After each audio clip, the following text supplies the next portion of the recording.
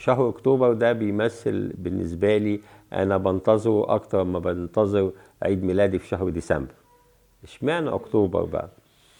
اكتوبر توزيع جوائز نوبل في الطب وفي الكيمياء وفي الفيزياء وفي الادب.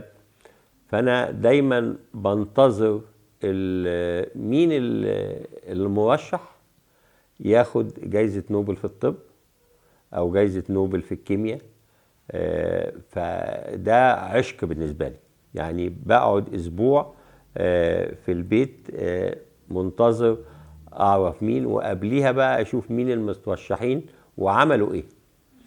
طبعا دي بتبقى يعني ابحاث علمية عالمية.